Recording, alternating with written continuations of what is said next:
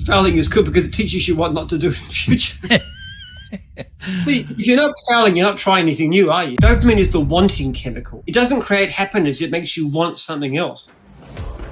It's time to down tools for a bit. Welcome to the ToolShed, the influential podcast for anyone and everyone involved in the building industry. Here's your host, Mick Hawes. I had such an interesting conversation with Jim Penman from the Jim's Group, Jim's Mowing, etc., that I wanted to continue the conversation and listen to what he was doing with his research. He has got a PhD in history and has started a research project in epigenetics. I know it's got nothing to do with business and a building business in particular, but the passion and the interest and just the life philosophy that I think someone so successful as Jim Penman has is absolutely worth listening to. So I hope you enjoy this second part, our conversation with Jim Penman. Please enjoy. Yeah, just sort of more recently learning a bit more about dopamine and how powerful it is from a drug perspective of being addicted to it, and you know, the more that you get it, the more you need to get to a sense of fulfillment, if you like. And one of the really interesting things you mentioned, social media, was people waste a hell of a lot of time. People call it doom scrolling. You know, you're just scrolling. And the interesting thing was, which I didn't realise, I thought it was the scrolling that like what you were seeing on social media gave you the dopamine hit, but it turns out that it is the adventure of what I might see when I scroll next is the thing that gives you the dopamine hit, which creates that addiction to it because it's just one more. That's right. Dopamine is the wanting chemical. Yeah. It doesn't create happiness, it makes you want something else. And that's why when you flood your brain with dopamine, your brain has to react by dampening down the receptors, the sensitivity to dopamine. Otherwise, it doesn't work because the whole point of dopamine is to get you to do things, get you to want to have sex, find a mate, have food, all these things. It's a wanting chemical. Yeah. So that's why cocaine doesn't work. Because it gives you what you think you want, but it doesn't actually do anything for you because it makes you less sensitive to the effects of it. So you need more and more just to be satisfied. And what's happened to our society right now is we're on a massive, long-term, low-grade cocaine fix. And everything about our society, all the junk food and the drugs and the stimulation and the video games and the social media and the porn and everything else, it's all giving us this kind of like pushing more and more dopamine surges into us, which feels it's what we want to do in the short term, but it makes us feel worse in the long term. And it's actually destroying our society. It's doing things like destroying the birth rate. It's also destroying our work ethic. If you look at patterns of belief of young people now compared with, say, 40, 50 years ago, ask what's important to them. Back in those days, you know, marriage was right up there. Family was really important. Also, having a meaningful job. Now, if you ask the same question in more recent times, they'll say, I want leisure, I want lots of money and status and success, but I'm not so interested in a job that's meaningful. And it's ironical, of course, because they don't want to do the things that are going to make them successful, but they want the success. So they go for the short-term fixes, the gambling, the speculation, the cryptocurrency, all the garbage of the modern world, which is just trying to get rich without the hard work and effort that's really behind it. It's destroying us. And eventually it'll destroy our society. It's the same thing that went wrong in ancient Rome, but it's worse today. Yeah. You kind of preempted my next question as you were going into there, because I know that you've written a number of books and there's one on the way and it's called The Birth Rate Crisis. Yes. And I was just fascinated to understand about that. You started to talk about, you know, it's the dopamine addiction is a contributor to the birth rate crisis. But what is the birth rate crisis and why is it a crisis in your mind? It's because of exactly the same process. our society and this attitude, the way the brain is wired to dopamine is largely inherited. So it goes back to our parents and our grandparents because some of this comes down the generations. What's happening is that over the generations, our brain is becoming less and less sensitive to the effects of dopamine. So therefore, we need to do things that give us a dopamine surge.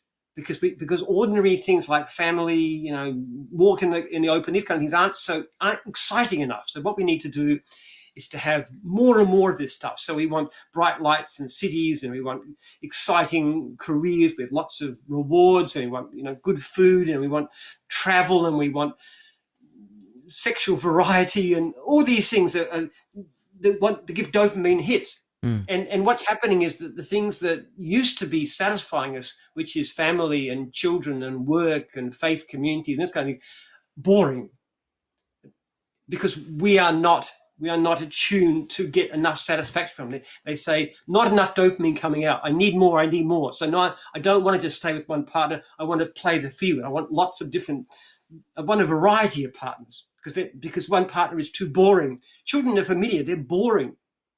If you have that attitude, whereas for someone like myself, children are wonderful. I just enjoyed them very much because my brain is very wired to.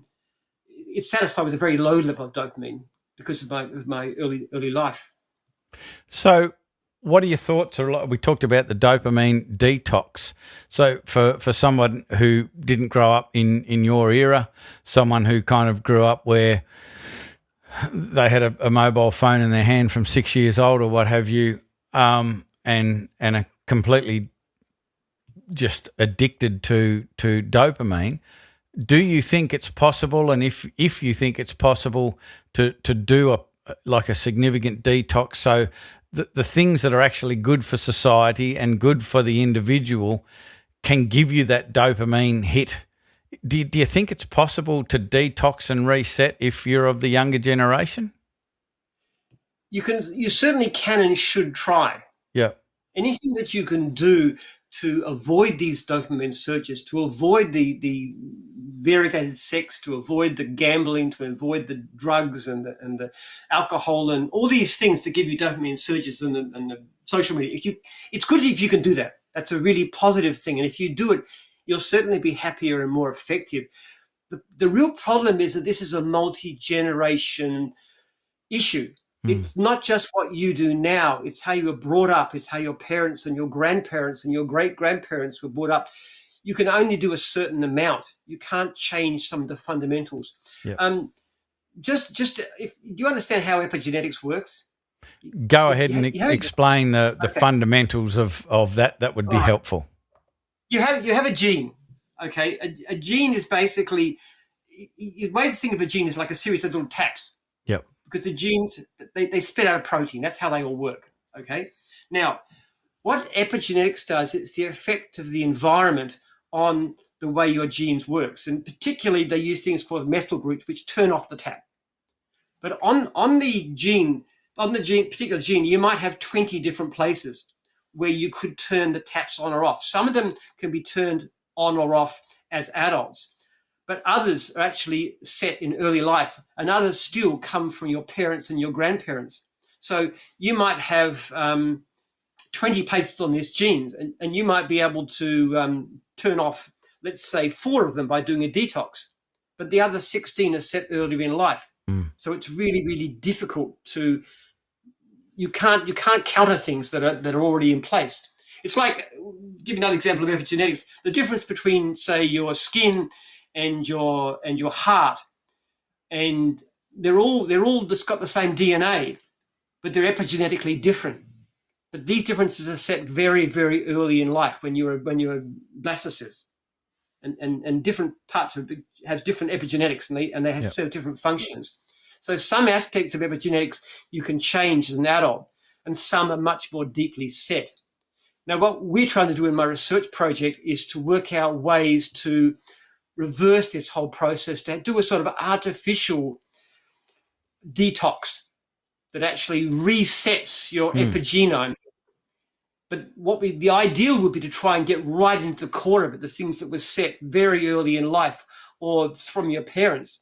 And if you could use something like CRISPR, which is directly going in and changing the genes, you could theoretically give yourself all the advantages of having an incredibly great, massive detox, not only on yourself, but on your ancestors as well. And then somebody individual who might be a hopeless, drug addict with no work ethic, for example, and completely unable, would turn overnight into somebody who was responsible and happy and hardworking and thinking about the future and just a great character. So if you could change the epigenome, you could change anything. But it's difficult to do it as an adult. You've got to try and get deeper into the past, into the settings of your epigenomes that were set a long time ago. So the research you're doing now, do you feel like you're making progress in that direction? Because that would be a massive game changer if there was a way to go and change it at that base level and have people, personally responsible and a great work ethic and want to contribute to society and all of that sort of stuff. Yes. Like that would be amazing. It would change everything. Yeah. Look at the difference. Look at Aboriginals, for example, why they're so poor. Yeah. Now, they're not genetically different to us. Humans are very, very, almost identical. Yeah. We're far more similar genetically than, say, chimpanzees are. The difference is epigenetic. Now, if you could provide a treatment so that if somebody who wanted to could actually take this, somebody who's been in that environment, is in a life of poverty and drunkenness and everything else, could take some sort of treatment and they'd suddenly become different in character. And they'd be just as likely to succeed as anyone else. So it would actually narrow the gap between rich and poor, because poorer people would be able to have a character that would make them far more likely to succeed. So you'd ease out a lot of the differences, but also between nations too. The difference between nations, why is one country wealthy and others not? It's an epigenetic difference. It's not genetic. Eugenicists are idiots. They're completely wrong. Genetically speaking, we are pretty well identical. So it's the epigenetics that makes the difference. What would that treatment look like in your mind? Obviously, you're doing the research, and I don't know how close you are to finding something. But in your mind, what would that look like? What would the procedure look like? Yeah, people are already using these things to a very limited extent, and they're called the weight loss drugs. Some of these actually have what seem to be dopamine defixing. For example, if you take weight loss drugs, you can actually be less likely to be interested in drugs and alcohol and smoking and so forth. That's a typical sign of a dopamine detox effect. So actually, they are already probably developing. They need to be made a lot more powerful and tweaked a lot more. But that's the same kind of thing. You basically be an injection or a pill or something of that nature, which would have that effect. It'd be a treatment. You could actually have it initially. It would be a treatment for things like drug addiction or depression or something like ADHD for kids. Would cure all those things. Well, not all forms of depression. There are certain forms that are sort of manic depressive illnesses which are quite different. But in terms of the loneliness that creates depression, the deaths of despair, all this kind of stuff too, that's the sort of thing it would fix. So it'd be a medical treatment originally. But if enough people took it, then society changes. Mm-hmm. So tell me about the epigenetic research that you're doing at the moment. It was something obviously you're very passionate about and set it up. What sort of things are you researching? What are you finding? Tell us about what's going on there. Well, we're using rat models for the most part.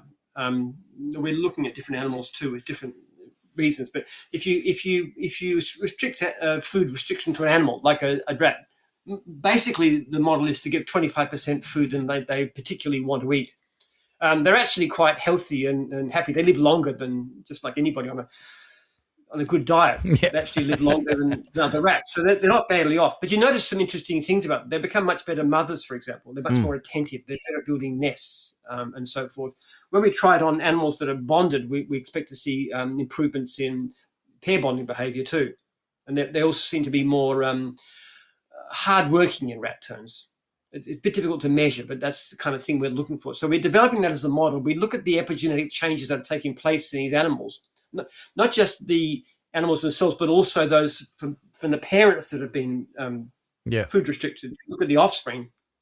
And we look for the epigenetic signature. Now, what we've been doing, we've tested at one stage 1,000 different drugs. And the way you do that is you put the drug into a little capsule with a human brain cell. and you look for the epigenetic changes that we are looking for that's taking place. And then you take those drugs and you winnow them further, and then you start testing them on animals, and you look for things like, do they improve maternal behavior, this kind of thing. So what's going through my mind is that you're a voracious reader. You've got 5,500 people in your franchise community. You do a podcast, you write books. I know I'm forgetting about another dozen things that you're into. Gardening is nothing. Oh, that's right. I forgot about the gardening. How silly of me. But what sort of level of interaction do you have in the study? What's your involvement in the research? Do you just catch up with the guys who are doing it regularly, or are you in there with the white coat on yourself? Like, what? Tell me what's your involvement in the research? No, I basically designed the experiments. On Wednesday, I have lunch with Terry, who runs it. He's an amazing researcher. His last job he had was looking after about 90 different researchers on a brain cancer. It's just terrific. He's got his massive academic credentials. But we just sit together and we plan experiments. And I say, okay, what can we do? Where can we do this? Let's design it. So I just do it. Every now and then I meet with the team. I've only been to the actual research at Latoba University once just to see the animals, but mostly I'm just involved in the design and then obviously the look at the results. I mean, we discovered some really interesting things. For example, we found that when you restrict the food to, this is something that's unique to us, soon to be published, when you restrict the food to rats, their offspring are more sexually active, which is really, really interesting. And it doesn't matter what kind of restriction, whether it's occasional or regular. And that's also explains something about why the level of sexual activity has declined in recent times. Young people are having a lot less sex than they used to, even though there's almost no controls on what sexual activity they can have. They're just less interested in it. And this is something you can explain by this whole process. We're becoming insensitive to dopamine. Yeah. It has a different effect on different generations. Sometimes it's quite opposite. In fact, what happens in previous generations in infancy tends to actually give you a stronger sex drive, but also makes you very, very hardworking. The late childhood onwards seems to have more to do with community, faith, children, those kind of things. So we're just studying these things, and we're looking at the effects on different generations. So just to also another side thought from what I was just thinking about, how involved you were there, you know, with all of the things that we talked about that you're involved with. Then there are people who have one business and they might have 2 or 3 employees, 1 or 2 children, and they're absolutely flat out, haven't got time to do anything, can't have holidays, they're stressed out, all of that sort of stuff. What do you think it is that you do or think, or do you have a process that you go through to be able to keep control over all of the things that you're interested in, make space for everything that you're interested in? As I said, like many people they just haven't got time to scratch themselves in their own mind. And here you are doing all of these things. I have one extreme superpower, is that I'm basically pretty incompetent at almost everything.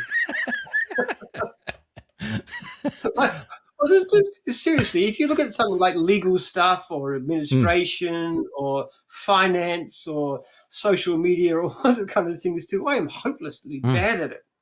So I've got people around me who are wonderful, like Joel Trevor that you've spoken to about this talk, just my social media. He's amazing in that area. He's just terrific. And then my wife actually is really helping me with the financial side of the things. And I've got a wonderful lawyer who's looking at other things to do with documents and so forth. So I've got magnificent people around me. And honestly speaking, if I just do the things that only I'm good at, there's not much. Sometimes I wonder what I'm going to do with myself. So I write books and stuff. That's hilarious. But there was there a time where you became aware of that? Because, you know, just speaking to so many other people about their work and the pressure and the stress and all of that sort of stuff, one of the big challenges that you'll see in small business, to circle back around to that topic again, is that everything needs to go through them. They've got this stranglehold on things, and it seems to me that at some stage you either figured out, or did you know it innately, that if I'm not good at it, I need to find somebody else? Because most people, if they're not good at something, they try to become good at it, but they just have this exercise in addition in their day instead of subtraction and delegation and using people and systems to free themselves up. Yeah. Look, that's a big problem. I mean, I'm fairly humble, I suppose you'd say. I've got a lot to be humble about. I just recognise my failings and my shortcomings. I'm very aware of them. So I've never been tempted to think of myself knowing everything. But the other thing too is that you've got to look at what your priorities are. Now, making money is not my number one priority. Yeah. I got things that matter to me. My children, my franchisees matter to me, and my research project matters to me. And I've never neglected my family. Now, I've been divorced 3 times, which tells you I'm an extremely awkward person to live with. But it's not because I never had time for them. In fact, what tended to happen, like, after I got my first divorce, I had 5 children I was devoted to. And when I saw them, I was so focused on them that it really upset my wives. Yeah. And that was, in a sense, the reason why it caused so much problem. So you've got to set priorities. What's really important? There's a wonderful saying that goes, no other success can compensate for failure in the home. And I would never, ever, I've never felt tempted to neglect my children or my family or my church or anything that really, really matters. And you just got to work out a way to do that and to do the things you need to do.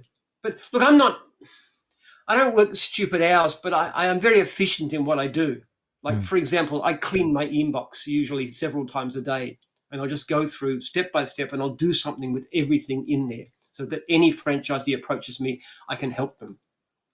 I've always got time to do things that really matter. I've got time. I drive my son to school and I pick him up, okay, my 16-year-old son, and that's the time that we can talk to each other. And when I'm not driving him, I'm listening to a talking book. So it's all good time. So I just do what's important. I hang out the laundry. I clean up the kitchen. I make the beds.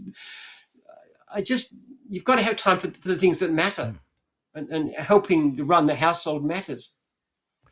It all sounds eminently normal, which is, just... My life is very, very normal. We had some people in the house that didn't know who I was, and they saw the Jim's thing, and they said, "Oh, well, I wonder if that's the real Jim." And then Lee said something about just hang out the laundry. Oh, that's not him. That couldn't be Jim. Yeah. That's crazy. I mean, it's crazy, but it's crazy good, and I think it's such a powerful and important message for everyone. I think of my children too. My children have some sort of sense, theoretically, knowing that we're quite rich. Yeah. They said, Dad, where's the limousines? Where's the mansion? Where's the fancy car? Where's the smart suits? There's just no sign of it because we live a normal life. But it's also for their sake too, because nothing is more corrupting to a child than things being too easy. So they've all had to work and have to do chores and they're good with money because they've never been handed to on a platter. So we don't live well. I give away something like 90% of my actual income into my research project. We only live off a fraction of what we earn. Yeah, it sounds very Warren Buffett-esque. The lifestyle. Exactly. He's one of my great heroes. Yeah. Warren Buffett, Charlie Munger, fantastic guys. They are perfect. Great lifestyle. They lived simply. They stay in the same house for decades. They give their money to charity, to the best possible causes. They're just good people. And also the way they invest too. They invest for the long term. And they help people to run good businesses which can reinvest. And they are tremendously good for the business. Where people like Jack Welch and the Enron people are just parasites to a large extent. They manipulate. Yeah, it was interesting watching, reading, listening to something just recently, but it seems to repeat itself that the people that are very successful from a business perspective have stayed with their business for decades, and it didn't seem that it was a good thing or good for the economy. The people who sort of start a business and get a whole lot of funding for it and build it up, and in 5 years or whatever, sell it to another large corporation, and then they're off the next thing. The people that seem to be the most settled, the most resilient, the most stable are sort of stuck with their business for decades, and they didn't have money. Wasn't the driver. It wasn't a priority. It was purpose. Yeah. One fundamental principle I have in business is that you should never buy anything or pay for anything on the basis that somebody will pay you more. That's why any sort of gambling, speculating on stock, crypto, all those kind of things are just bad. They're wrong. They're morally wrong. I would not get involved in anything. If I can't see the real value in what I'm doing that's creating for other people, then I'm not interested in doing it. And in the end, in the long term, that's a better prospect. A lot of this other stuff is easy come, easy go. Most people who gamble and speculate end up losing. Yeah. Jim, I have so enjoyed this conversation. I just, we didn't talk about builders or business, all of that much. And it's a fascinating conversation.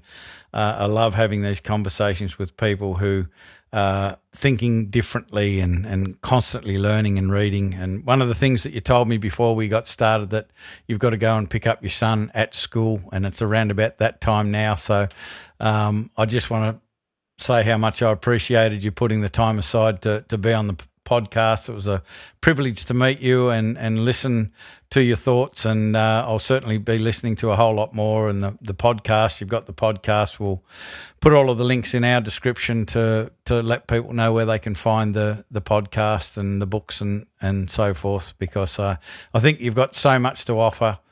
The proof is in the pudding. 5,500 people. You're happy to speak to all of them. It's about the people. It's not about the money. It's just got so many awesome messages in there, and I just really appreciate you being on the ToolShed podcast. Thank you. It's been a pleasure. So, folks, I hope you enjoyed that conversation as much as I did. I'd love to think that we can speak to Jim again at some stage in the future and dive more deeply into the mindset around success and life and balance and all of those sorts of good things, because I think that's where it's at. It's not about, rapid rise to the top and all about the money and doing what you have to just to get there. And when you get there, you go, is this all there is? I think there's a whole lot more to it, particularly in the area of purpose and priorities and helping other people. So fantastic to meet Jim, and hopefully we'll have him back on the podcast at some stage in the future. But that's it for this episode. I hope you enjoyed it. It's Mick Hawes from Builders Business Black Belt. That is all. I am out. Bye for now. You've been listening to the ToolShed. If this podcast struck a chord with you, make sure you spread the word by sharing it with your mates in the building industry. We love your help to make the building industry better for everyone involved.